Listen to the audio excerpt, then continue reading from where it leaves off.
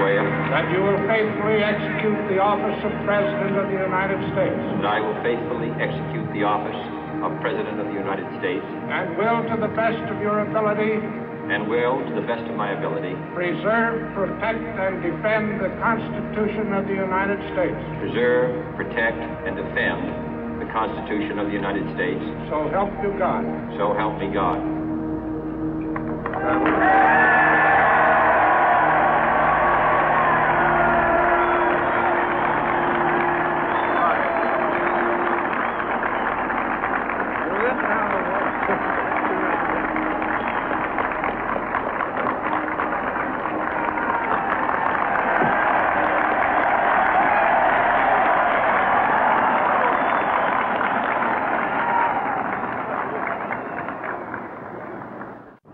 Vice President Johnson, Mr. Speaker, Mr. Chief Justice, President Eisenhower, Vice President Nixon, President Truman, Reverend clergy, fellow citizens. We observe today not a victory of party, but a celebration of freedom, symbolizing an end as well as a beginning, signifying renewal as well as change. For I have sworn before you and Almighty God the same solemn oath our forebears prescribed nearly a century and 3/4 ago. The world is very different now, for man holds in his mortal hands the power to abolish all forms of human poverty and all forms of human life. And yet the same revolutionary beliefs for which our forebears fought are still at issue around the globe. The belief that the rights of man come not from the generosity of the state, but from the hand of God. We dare not forget today that we are the heirs of that first revolution. Let the word go forth from this time and place to friend and foe alike that the torch has been passed to a new generation of Americans born in this century, tempered by war, disciplined by a hard and bitter peace, proud of our ancient heritage, and unwilling to witness or permit the slow undoing of those human rights to which this nation has always been committed and to which we are committed today at home and around the world.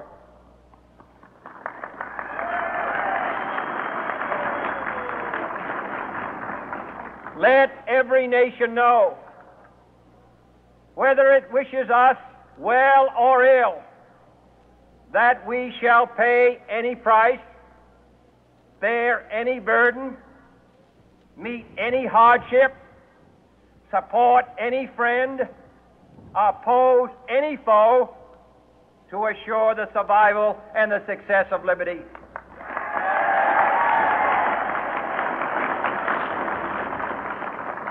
This much we pledge and more. To those old allies whose cultural and spiritual origins we share, we pledge the loyalty of faithful friends. United, there is little we cannot do in a host of cooperative ventures. Divided, there is little we can do, for we dare not meet a powerful challenge at odds and split asunder. To those new states whom we welcome to the ranks of the free, we pledge our word that one form of colonial control shall not have passed away, merely to be replaced by a far more iron tyranny. We shall not always expect to find them supporting our view, but we shall always hope to find them strongly supporting their own freedom, and to remember that in the past Those who foolishly sought power by riding the back of the tiger ended up inside.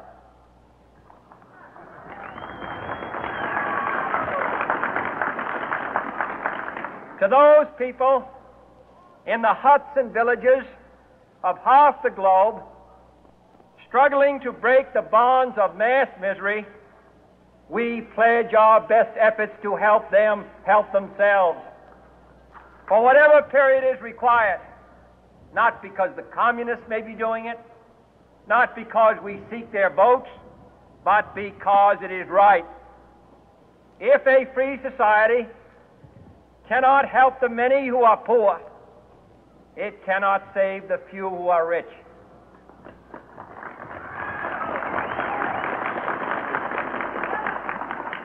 To our sister republics south of our border, we offer a special pledge to convert our good words into good deeds, in a new alliance for progress, to assist free men and free governments in casting off the chains of poverty.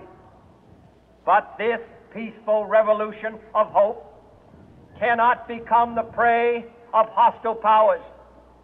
Let all our neighbors know that we shall join with them to oppose aggression or subversion anywhere in the Americas.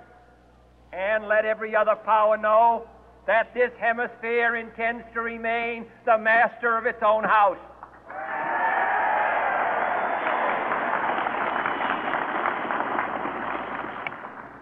To that World Assembly of Sovereign States, the United Nations, our last best hope, in an age where the instruments of war have far outpaced the instruments of peace, we renew our pledge of support to prevent it from becoming merely a forum for invective, to strengthen its shield of the new and the weak, and to enlarge the area in which its writ may run.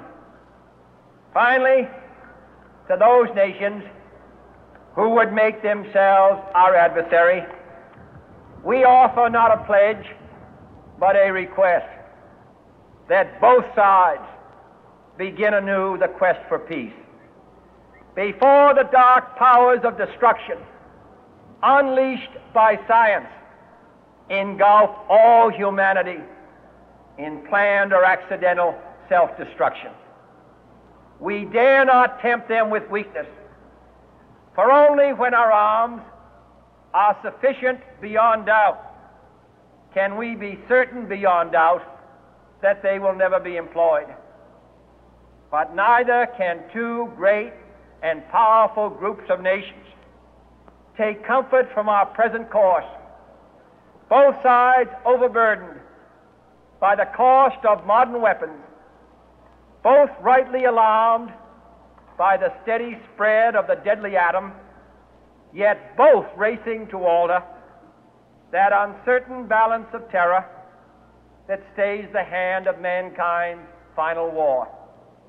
So let us begin anew, remembering on both sides that civility is not a sign of weakness, and sincerity is always subject to proof. Let us never negotiate out of fear, but let us never fear to negotiate.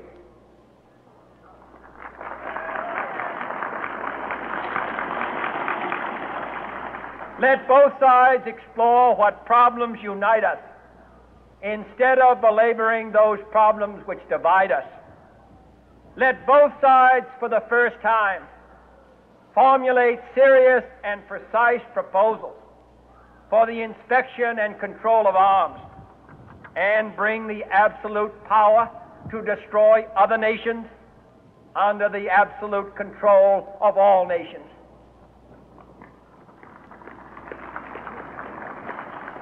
Let both sides seek to invoke the wonders of science instead of its terrors. Together, let us explore the stars, conquer the deserts, eradicate disease, tap the ocean depths, and encourage the arts and commerce.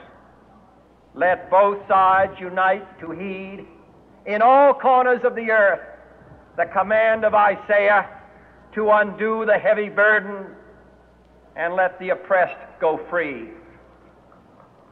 And if a beachhead of cooperation may push back the jungle of suspicion, let both sides join in creating a new endeavor, not a new balance of power, but a new world of law, where the strong are just and the weak secure and the peace preserved.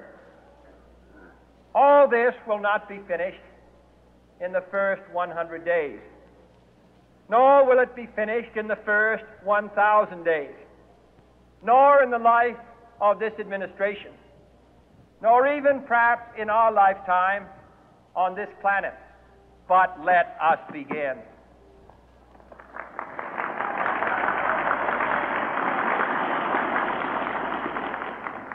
In your hands, my fellow citizens, more than mine, will rest the final success or failure of our course.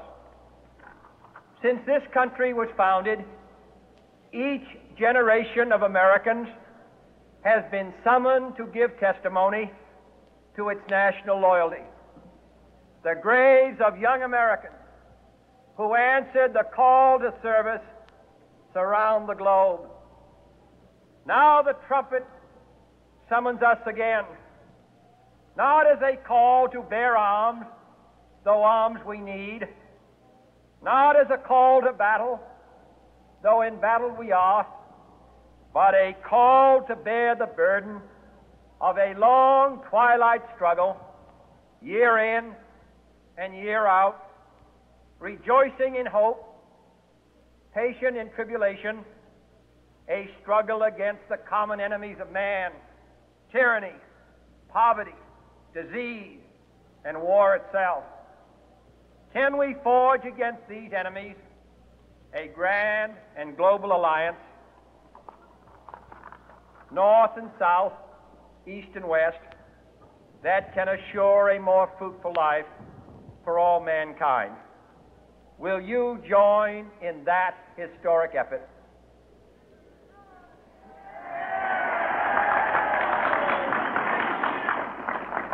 In the long history of the world, only a few generations have been granted the role of defending freedom in its hour of maximum danger. I do not shrink from this responsibility. I welcome it.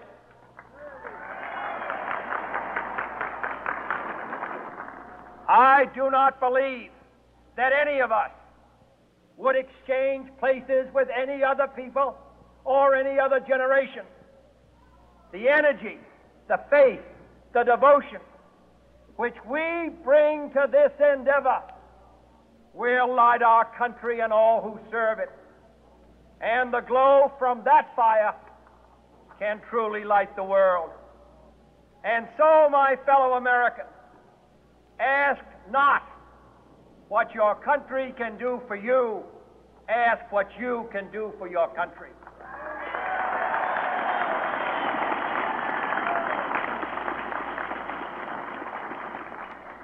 My fellow citizens of the world, ask not what America will do for you, but what together we can do for the freedom of man.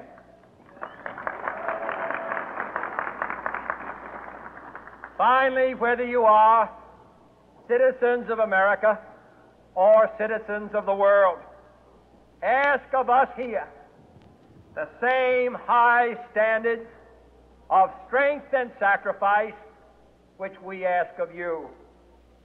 With a good conscience, our only sure reward, with history the final judge of our deeds, let us go forth to lead the land we love, asking His blessing and His help, but knowing that here on earth God's work must truly be our own.